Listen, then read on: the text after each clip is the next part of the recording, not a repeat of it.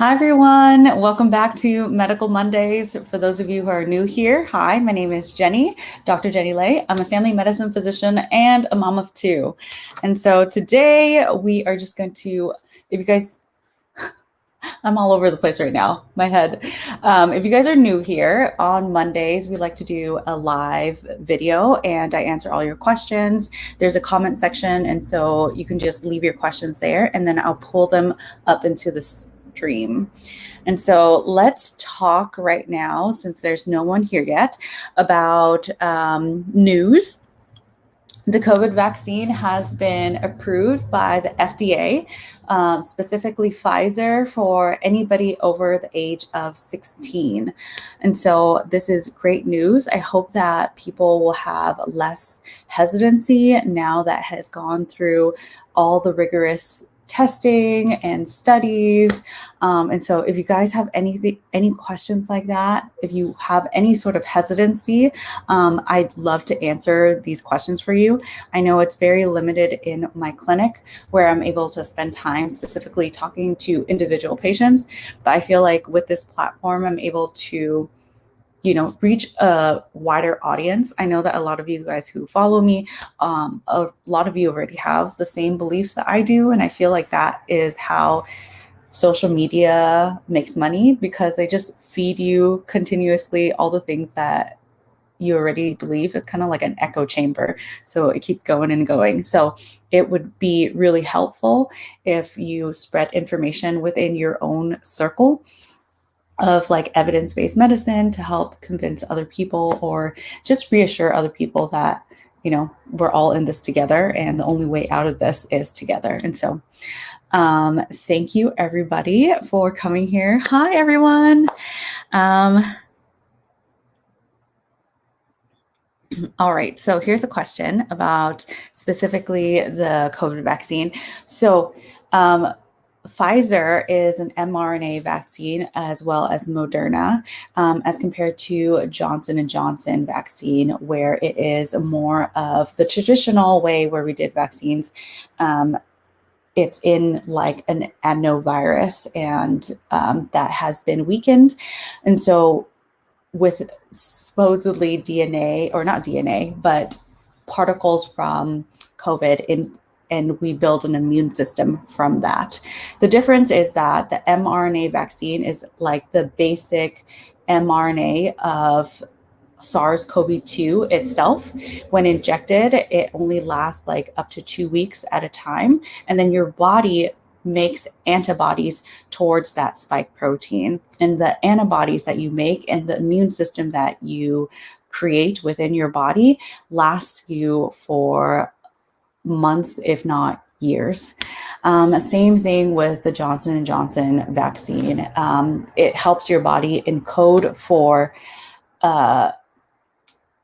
so basically what Johnson & Johnson is just like a different delivery method, right? And so you are still creating antibodies, and then you are still building up that immune response. And so that when you get the possibly real infection with COVID, then your body says, I've seen this before and I know how to fight it off. And so that is what it's doing. This is awesome. Yay for being fully vaccinated. Wait, I'm fully vaccinated, 33 weeks pregnant. I've seen that 100 fully vaccinated people died, my opinions. So there are what we call breakthrough infections from COVID-19, but these people are either immunocompromised, which means that their immune system did not have like that full boost of antibodies as compared to people who have a normal immune response, or they're severely ill, or in the elderly population, young individuals who built a natural or normal immune response have done really well, even with breakthrough infections. And so the majority of people, like 99% of the people in the hospital requiring ventilation right now, are unvaccinated people. And so I would be more worried about those who are unvaccinated right now. if you have a breakthrough infection, then it's likely you will get sniffles, bad cold congestion, but you will not end up in the hospital. And what worries me the most is that, my kids they're not of age yet. They can't get vaccinated yet. So there's always a concern. There's a huge jump in pediatric cases. Lots of children are needing intubation or even BiPAP, difficulties breathing, and a lot of them passing away. And so it is really, really sad. It makes me really, really scared. Lots of kids on ECMO. It's not the same virus that is only affecting our elderly population anymore. So stay safe, get vaccinated.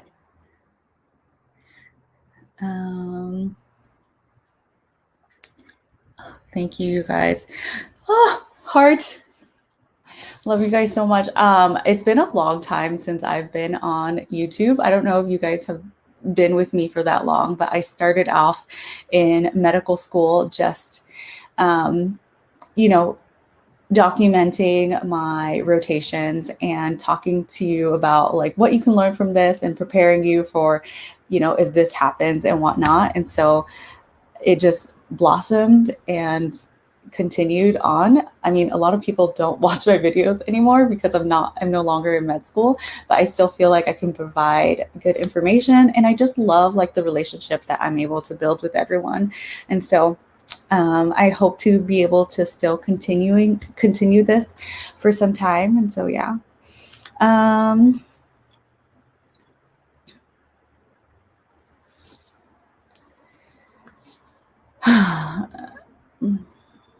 Oh my goodness. I'm going to share this, but this is really sad. It says, I know a 14-year-old 2 weeks away from getting the vaccine with no underlying medical conditions passed away from a heart attack from COVID complications. Oh, that is so sad. I'm hearing and personally witnessing a lot of stories like this. And so it makes me super concerned. Things that we can do to protect our children is just, teach them how to wear masks. Like London just turned 2. And so Wyatt is really good at wearing his mask. He went to an outdoor school where they practiced masks, like everybody wore masks and really good hand hygiene.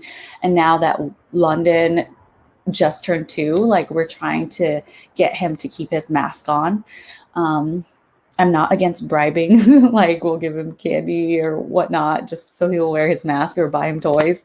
But we always have to tell him to wear it over his nose as well. But there's really, nothing else that I can say. I think the research is trying to push for vaccines for children under the age of 12 by hopefully the end of this year or early next year. But it's really, really hard to say when that will, come into effect.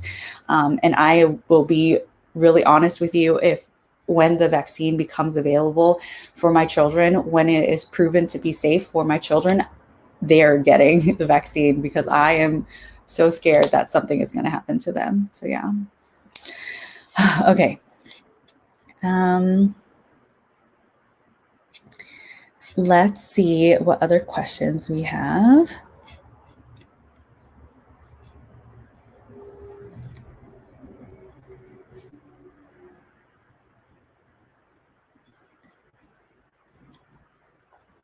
Okay, so questions about family medicine. I made a video about this because as you guys know that we have a lot of mid-levels practicing family medicine, and that is their whole deal, right? They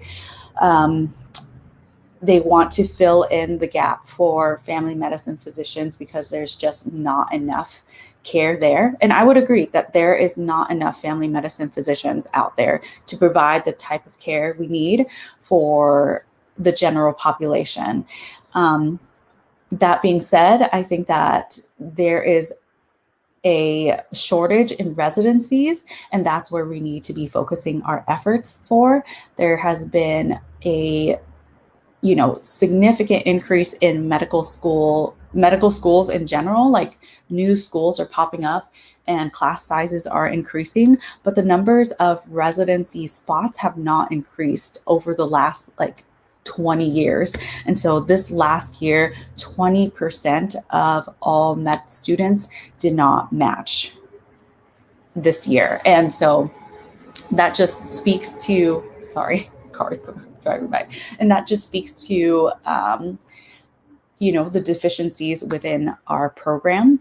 That being said, I did not have any issue with finding a job. I will say that because there are mid-levels now, the institution or the hospital might try to pay you less.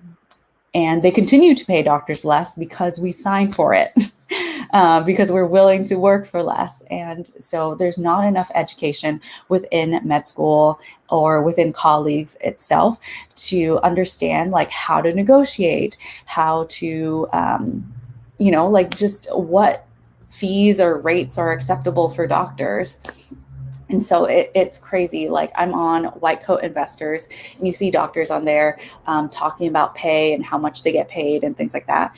And you see seasoned doctors talk about, oh yeah, I was offered like $125 an hour for when I was in residency to do locums at an urgent care. Right. And then you would have other doctors say like, I'm only getting offered $85 an hour to work at the urgent care. And it's just crazy. Like I paid my plumber like $300 to $400 an hour to fix plumbing.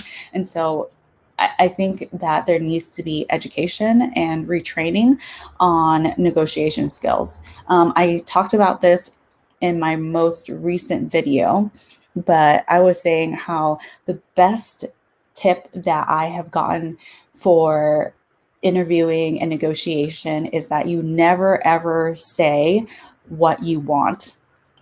Like you never give them a number.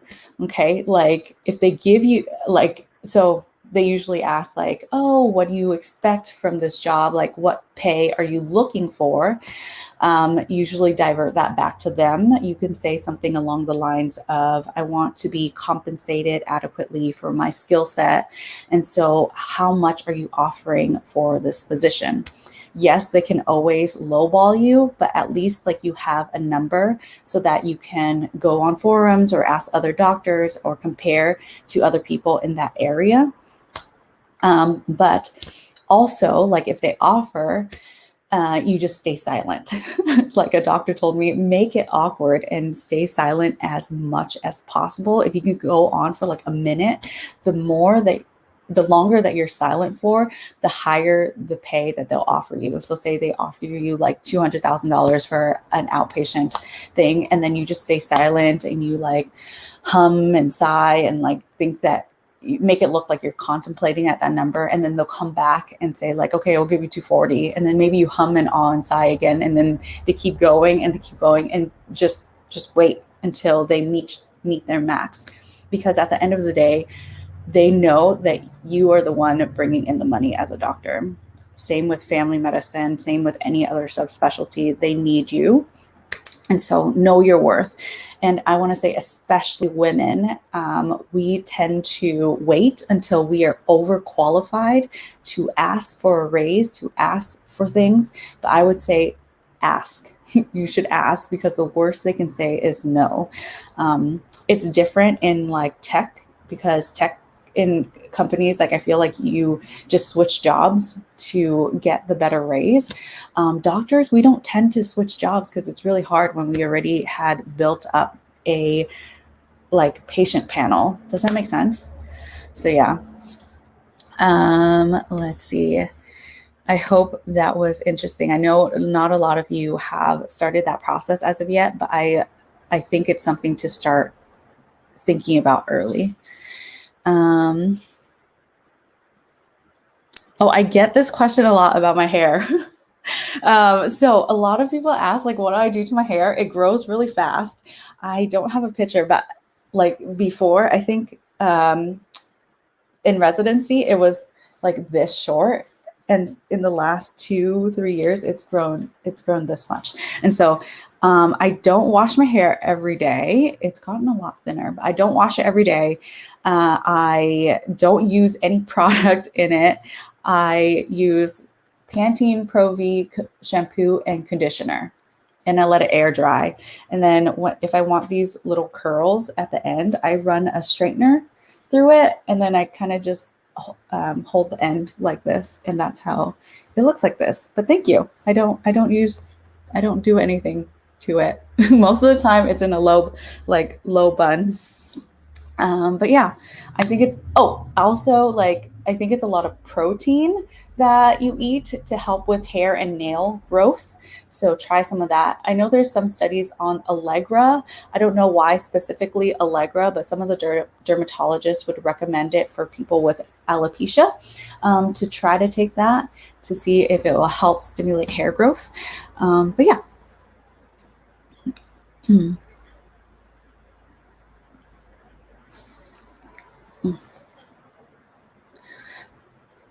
This is not a silly question. I think that there is not enough education in our schools, but the question is, this might be a silly question, but can someone get pregnant at the end of their period?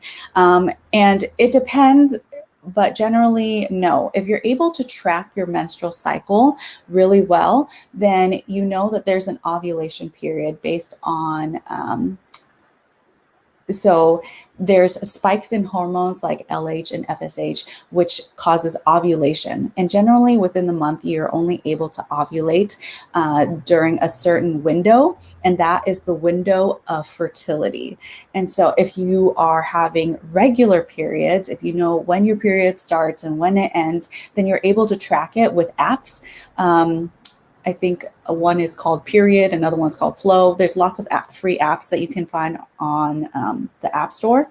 Basically, put in the first day of your last period, and then it shows you the window where you are fertile. Usually it's around the second week after you have finished your period, like around day 7 or 10 or something like that.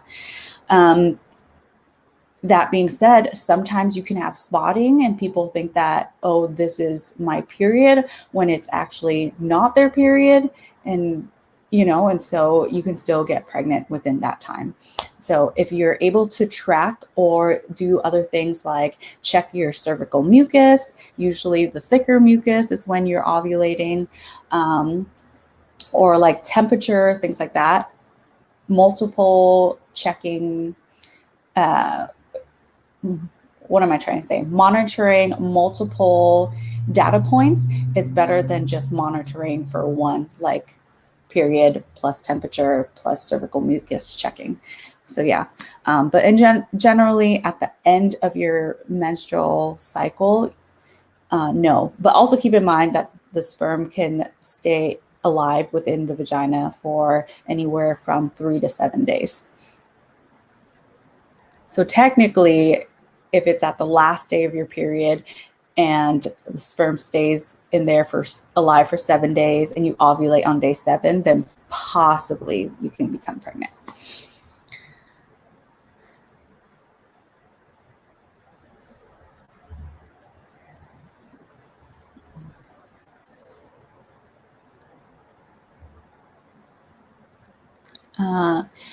This is a really good question. In regards to mental health, do you suggest going to your PCP or psychiatrist as a first point of contact for help? I personally prefer patients to go to the primary care physician first. I know I'm biased, but it's because I'm primary care and I do a lot of like psych counseling, just talking first, and then referring to a psychiatrist after. It depends on your insurance. Sometimes your insurance company wants you to see your primary care doctor in order to send that referral.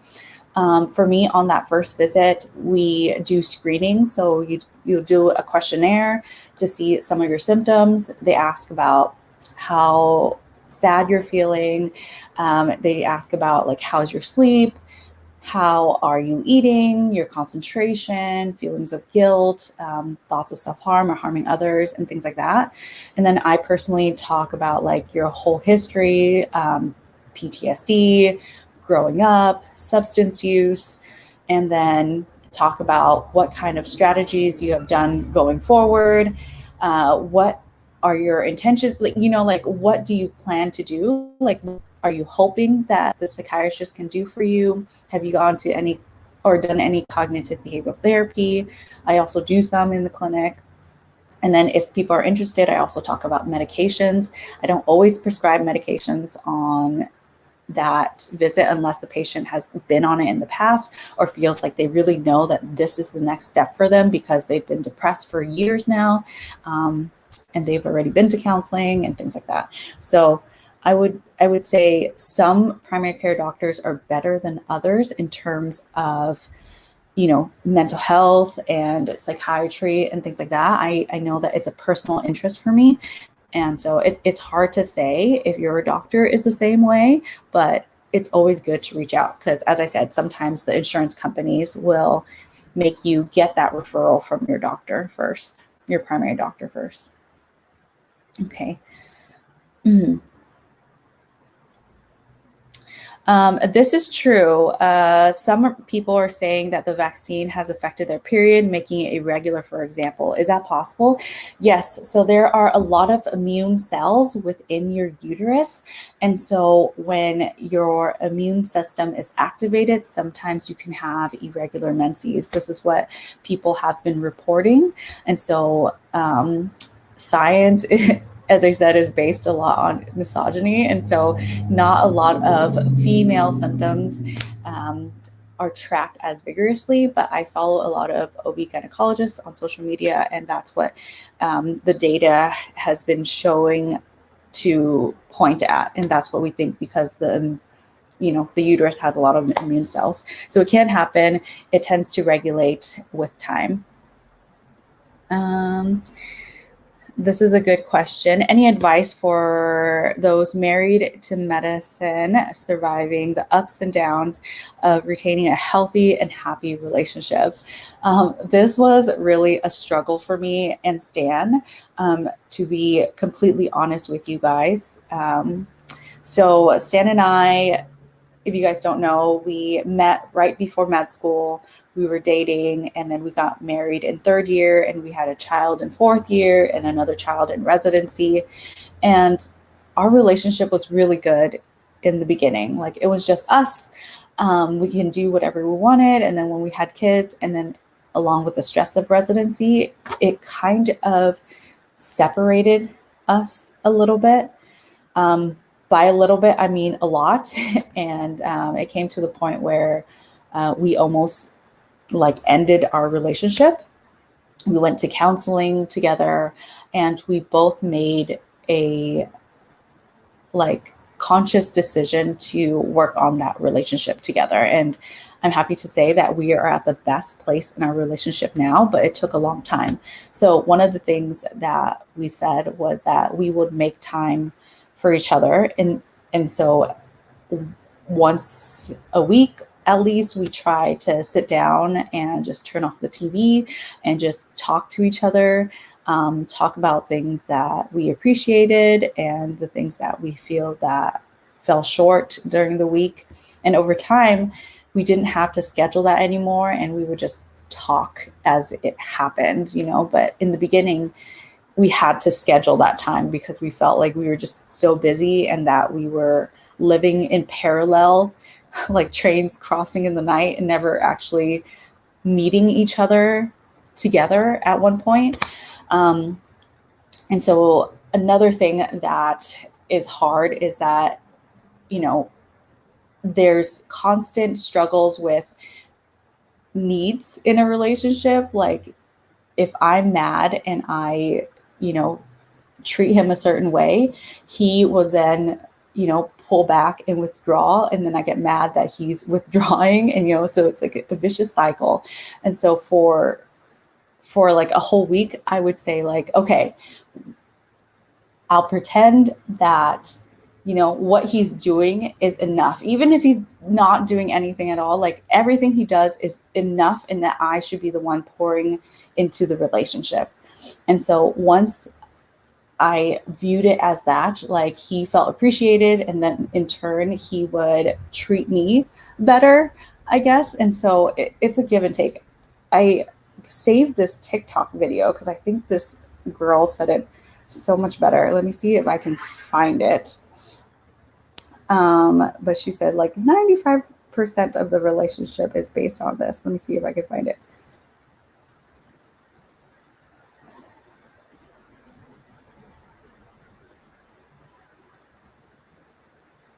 Hold, please.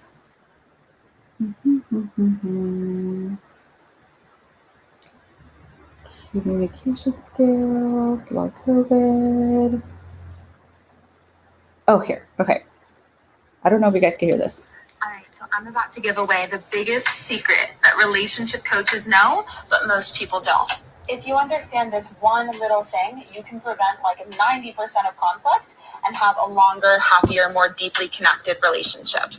So here it is. The number one source of conflict in heterosexual romantic relationships is what's called the abandonment shame spiral. It is the painful, vicious cycle that happens when the most common female emotional wound, the fear of abandonment, triggers or is triggered by the most common male emotional wound, the fear of not measuring up or the shame wound. P.S. I'm only speaking to heterosexual relationships here simply because not enough research has been done yet on how this applies to homosexual relationships. Women are evolutionarily programmed to be hyper attuned to signs of potential abandonment, simply because we're hardwired to, not pick partners that are going to impregnate us and then leave us to raise the babies alone. This starts very early. Studies show that when female babies feel threatened, their tend and befriend survival response is activated, and their instinct is to make eye contact with someone. Men are societally and evolutionarily programmed to believe that it's their duty to provide and protect, so they're predisposed to feeling extra shame when they feel they're not measuring up. So here's how these two wounds activate each other. For example, when a woman is feeling like her partner isn't showing up as fully for her as she wants him to, something as simple as him forgetting to pick up toilet paper on his way home from work, her abandonment wound is activated. And when she relays that to him from that wounded place, he tends to hear it as criticism, which activates his shame wound.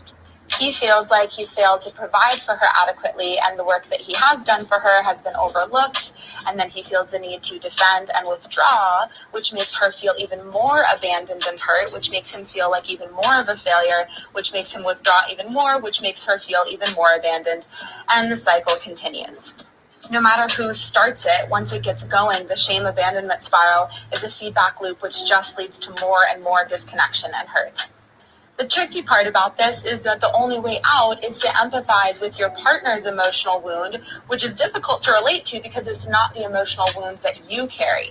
So it takes some getting used to, but the moment we stop focusing on the what of the argument and we start focusing on the why, which is the abandonment shame spiral, then we become a united front working to heal this relational wound. So when you notice this cycle is happening, name it, then hold each other and breathe together, and then do your best to speak for your wounded part rather than from your wounded part, and do your best to understand, listen to, and comfort the wounded part of your partner. All right, so I'm about to give away. Wasn't that awesome? Like, she said it so well. I don't know if you guys wanted to listen to it again. I don't know who this person is, but this is what she looks like. Oh, if you guys can see this. Whoa. And her, I'll put it in the description box later. But yeah, basically, the shame and criticism cycle, I felt like Stan and I were struggling with that a lot. And I feel like we are very stubborn. I personally have a lot of pride. And at one point, Stan was just like, you just always want to be right and blah, blah, blah. And so a relationship is about, it's not about being, sorry fire truck. It's not about being right or wrong, and just putting that aside in order to grow together. And so I think that knowing that and doing that, I feel like we've come to a really, really better place. A lot of people just say like communication and all that stuff, but yes, that is a key. But understanding how to communicate, understanding how to step back and see what you're actually feeling within your emotions, where it's coming from. Is it based on past trauma? Is he invoking something in you? And so I think that we've gotten a lot better now that I've worked on my own mental health and I've worked on my own stubbornness and all that stuff. So there's obviously things that he needs to work on too. I can only say like my side of the story. But yeah, those are some things that we would suggest. Okay. Let's see. Other questions?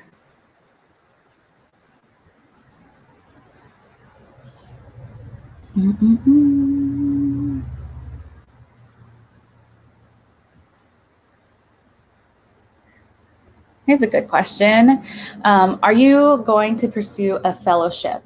I have so many interests. Like originally I was going to do a fellowship in like high risk OB, and then I thought I just wanted to do sports medicine, and then I was interested in ER. So lots of different things that I was interested in. And then by the time I finished residency, I was just like, no, I don't want to do this anymore. Like I just want to start seeing patients. I want to start living my life. Especially during the midst of the pandemic, like I did not feel like training more was the right thing for me, just because they don't value residents. Like we are the working force. I say we as in like I'm still a resident, but like I felt like residents are the driving force of the hospital, and a lot of the times they are undervalued, they're underpaid, we get no breaks, we work overtime, weekends, holidays. We sacrifice our own health, both physically and mentally, to provide patient care, and it's just draining and exhausting. And so a lot of the fellowships want you to go into fellowship right after residency or like during residency. So as of this time, like it's possible to go back to resident or do a fellowship, but I'm just not interested anymore. I can do a lot of additional medical training, like procedure wise. There's lots of conferences where I can learn more stuff, but I don't think that I would do actual year or 2 year long fellowships. But it doesn't mean that you can't. There's lots of different fellowships within family medicine, as I mentioned already, like high risk OB, where you can do gyne surgery, you can do hysterectomies, tubal ligations, all that stuff. You can do cesarean sections. And there's like sports medicine, there is emergency medicine, there's palliative medicine, lots of different things. And so there's always that option. Okay, let's see.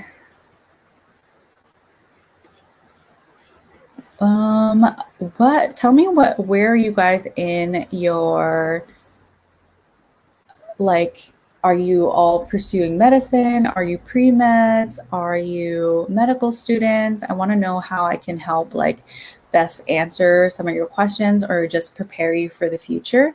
I have this plan where I wanted to, because a lot of medical students were saying how like they feel so lost within the hospital. Like, how do they help the resident and attending without feeling like they get in the way? Because you don't feel like you know as much, but there's so much that medical students can do. And so I don't know if you are interested in something like that.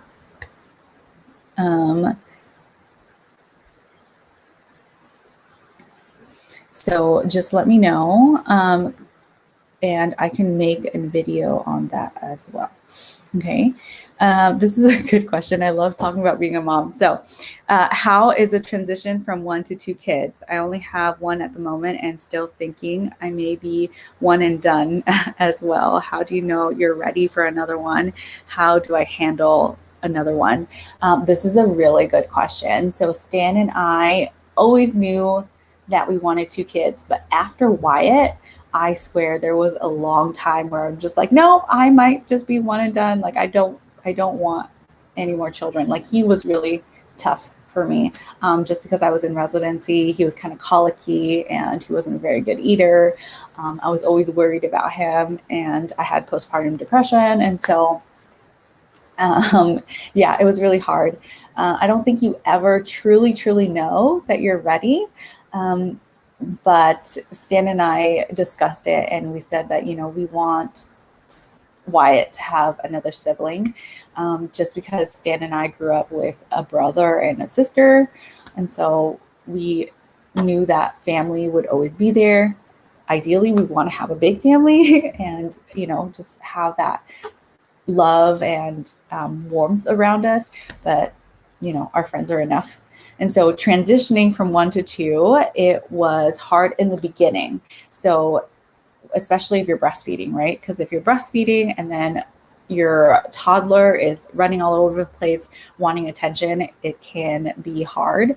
And also the type of toddler they are. Like I see my friends, and their older child is very motherly, and so she's taking care of the younger child. She wants to play with them and just, around them. And Wyatt is not so much. Like he rather smash toys together and run around and scream. And so it was a little harder when we had Wyatt. But now they're older. They fight together, so they play/fight with each other. And so at least they are out of our hairs in that aspect. But you really don't know. So I would say distraction, involve the older child as much as you can. Tell them to you're doing this for your sibling. And I think when London was born, we bought a gift for Wyatt. And so we came home and be like, oh, this gift is from London, so it made him feel special as well. We would have Wyatt read to London. We would have Wyatt get the diapers or get the wipes and just help him and involve him as much as possible, or try to feed London and things like that. And so it gets better.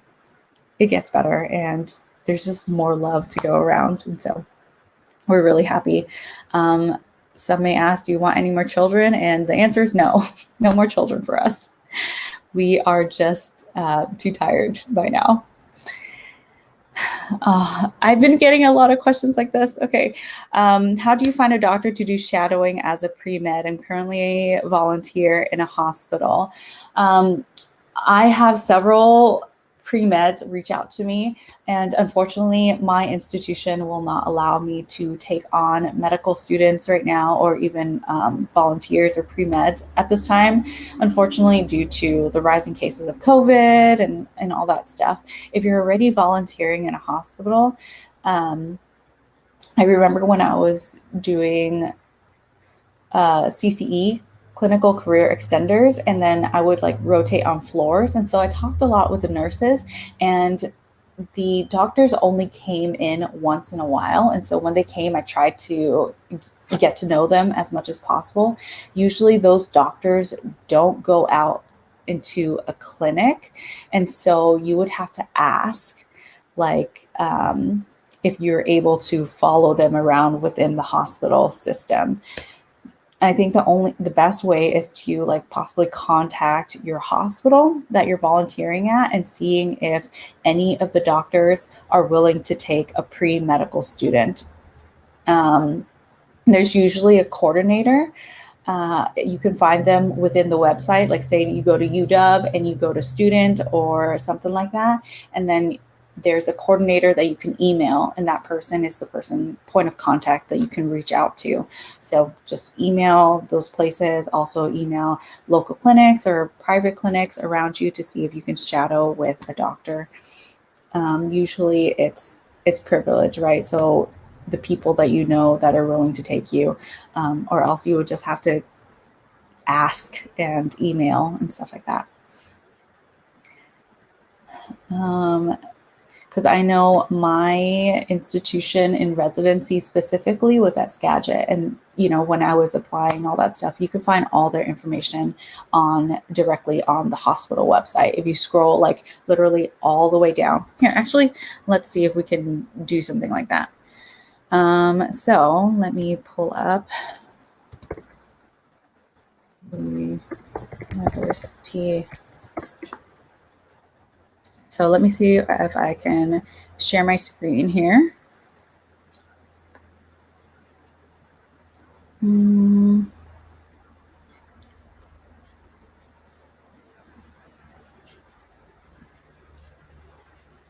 How do I do this? Chrome tab. Okay.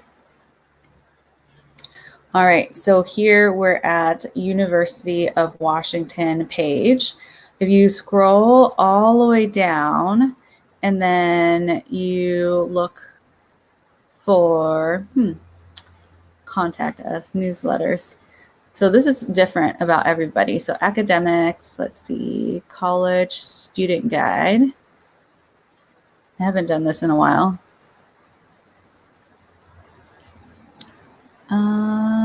Let's see. How about, no, this is UW in general. Hold on, let's see. We gotta look at a hospital system. So let's say, I'll show you this because I know Skagit Valley Hospital. So say this hospital system, right? You should scroll all the way down, and there's usually a student for patients. This is not what I'm looking for.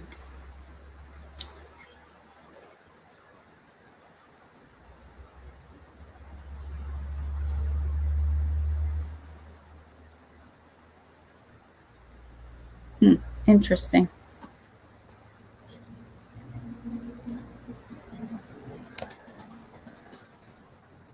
This is a learning process. It's been a while since I've done this. Okay. Usually I just scroll all the way down. Let's see. News, media, contact us. No, none of this stuff. I know Skagit is also not very good. Their website is not very good. Classes, events. Oh yeah. Because there's also like 3 different websites. So let's click here.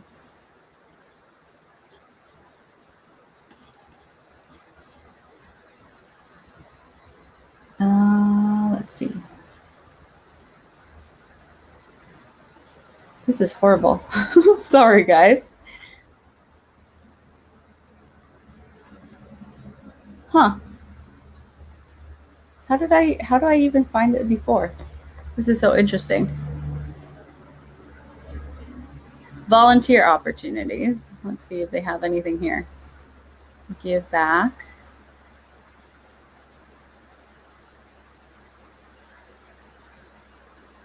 Many are clinical, blah, blah, blah, volunteer, connect. So like here, you just have to look through the system and then you can apply here if you want to volunteer. And then that's when you get to know the hospital.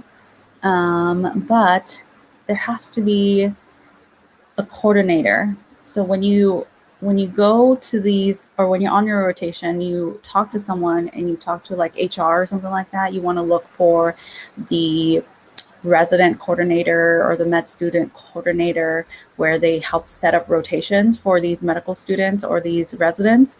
And that's where you're able to get the courses. Okay. Let me see if there's something better. That was a horrible example. Sorry, guys.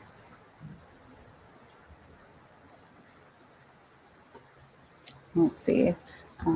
Virginia Mason.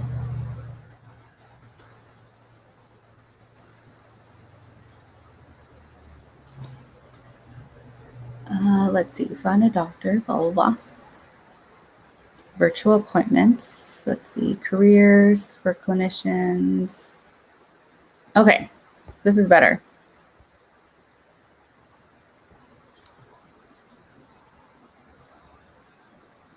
Okay, so I'm at another hospital. This is how most of the big organizations, this is what it's supposed to look like. Usually scroll down all the way to the bottom. And then you have like here, residents, fellows, and medical students, or like continuing education, blah, blah, blah, all that stuff. So you click on this, and this tells you about like the programs that they have and what they offer.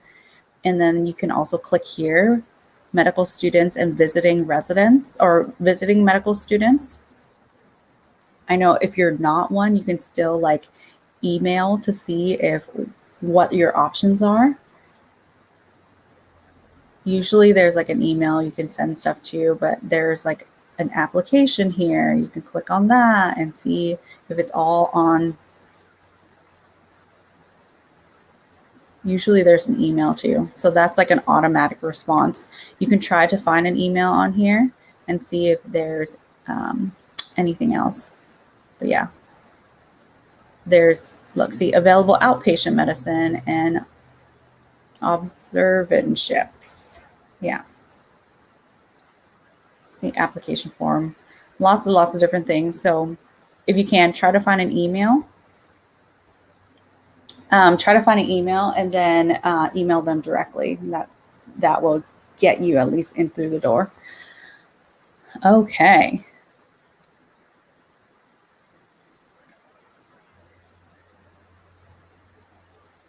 Oh, this is a good one. There is a website that would allow people to shadow doctors virtually. It's called Pre-Health Shadowing. I think that's great. I think right now a lot of medicine is done virtually. I see a lot of like urgent care stuff. And so I think that medicine is moving more towards virtual medicine anyways. And so I think that's a great exposure, learning exposure, better than nothing, I would say. And if you guys don't know, like I started my med school track when I was probably a sophomore in college. And so I did not do a lot of pre-med stuff when I was in high school, to be honest. Like I was the first one in my family to pursue medicine. The rest of them are like computer engineers, the typical Asian career. And so I had to figure out everything by myself. I was the first one to go to college, how to apply for financial aid, how to do all that stuff. So I really didn't know. And I used those things towards my advantage. You know, like I said in my like med school applications of these things and how I am good at problem solving and how like I, discovered and learned things on my own. And so I think that starting out early is really good if you know what you want to do. And if you haven't gotten there as of yet, that's okay too. I personally, if I could go back, I would try to become a scribe. My spelling is horrible, but I think that scribing is the best way to experience medicine because you're shadowing the doctors. Specifically, you're learning medicine and you're seeing a wide variety of patients. You can rotate different subspecialties. And so you get exposed to a lot of different things and you see what you like and you see what you don't like. You see what the schedule is like. And so, yeah, highly recommend if you are looking into like a paid job with clinical experience, with shadowing and all that stuff. Okay.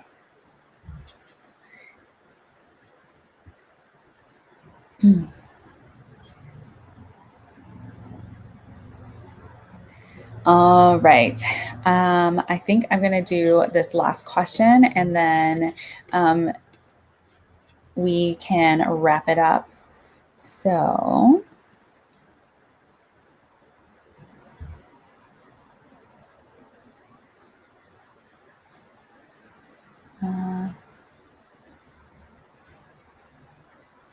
lots of questions.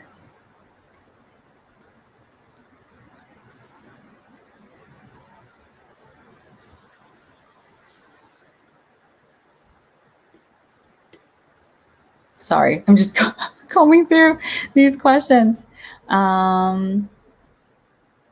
Okay, here's a question. Can MDs do complex exam other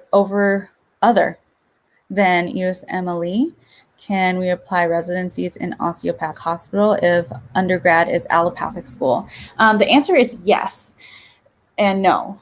So allopathic MD medical students only take step one, so USMLE, step 1, 2, and 3. They are unable to take complex because you do not do the longitudinal OMM series where you do not learn osteopathic manipulative medicine. So that is the extra piece of complex that is not on USMLE. But that being said, MDs can apply to osteopathic programs. And the reason why I know this is because we have several MDs in my residency. Had one right before I left, but they also get immersed in osteopathic manipulative medicine, and they also learn OMM in residency. So it's really, really cool seeing them learn OMM for the first time. That being said, not all osteopathic residencies have osteopathic recognition. And so my program did specifically. And so that is something that you have to ask. But yeah, you can definitely go to a DO school residency as an MD. So yeah, I think now with the merger, a lot of people are just, commingling, and that's perfectly fine. As I said multiple times in the past, it doesn't really matter your degree. Like, it doesn't really matter if you're MD or DO. The type of patient care that you provide is what is more important, and what other people will judge you on. So like the types of notes you write, how your patient outcomes are, and what your patients say about you, what your colleagues say about you, is more important than the last 2 letters behind your name. So keep that in mind.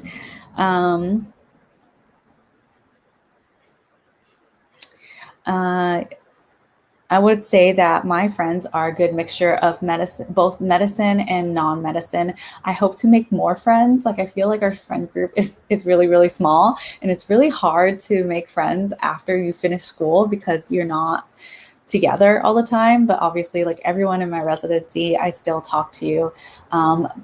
People from med school, I still talk to, and good group of people in college that are no longer in medicine, but I talk to.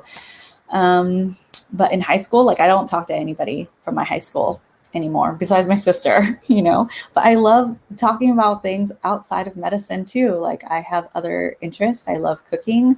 I love dancing.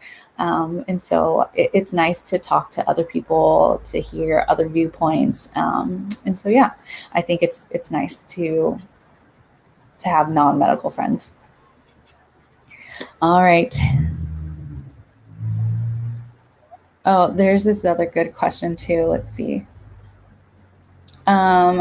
Is a board certification becoming, or is it already a requirement to practice? I know in some rural areas that are non-board certified physicians and surgeons, etc., but I'm a little confused. And so you technically do not have to be board certified to practice medicine. You have to attend residency to practice medicine, but some, like, you don't have to continue your board certification. I think some hospitals are unwilling to hire you if you are not board certified, but it's not an absolute requirement. It just shows that you're proficient. Like, for those of you who are not in medicine and you don't know, during medical school, we take board exams. We take step 1, step 2. In residency, we take step 3.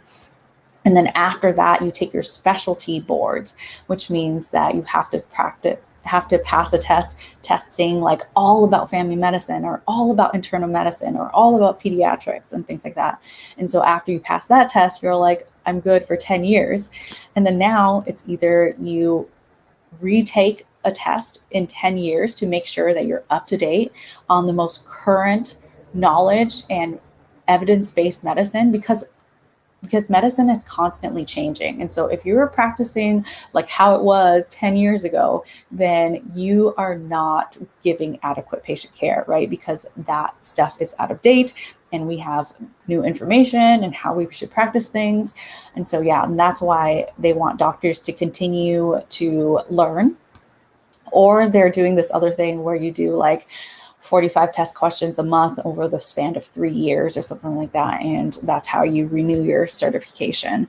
But I know there are some surgeons and some people out there who do not continue their specialty board trainings or who don't continue to keep that updated. Like I know some of the OMM people who just practice osteopathic manipulative medicine, they don't keep like their family medicine boards up. And so if you're not practicing like hypertension management, diabetes management, asthma exacerbations and stuff like that, then technically you don't need to, because OMM, it's its own subspecialty, like neuromuscular medicine.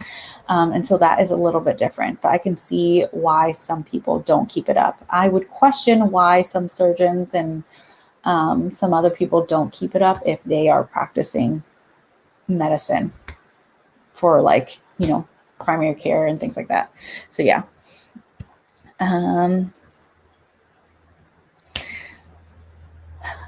So next week, I will probably not have a Medical Monday just because we are taking a little break on vacation. So we're going to use that time to relax, but turn on that notification bell so you don't miss when we go live. I think one of these videos I will go over, or next Medical Monday, I'm going to go over like how you can be a helpful med student without getting in the way. We'll talk about what a good SOAP note looks like. We can bring someone on and do like a practice like patient thing. So like how your SOAP note should look and what the doctors are looking for. If you're really good, then it's helping the doctor by writing those notes, right? And so that's the one thing that we hate about being doctors is like the documentation that goes into it. And it's horrifying how much time and effort it takes to do all that stuff. So yeah, thank you everyone for joining me today. Like I always love hanging out with you. I love answering all your questions. I love like just creating these relationships and bonding with you all. And so love getting to know you guys in the comment section. So yeah, I'll see you guys again next time. As always, you know, leave any video suggestions for me in the comments, and I read through all my comments. So yeah, you guys, peace.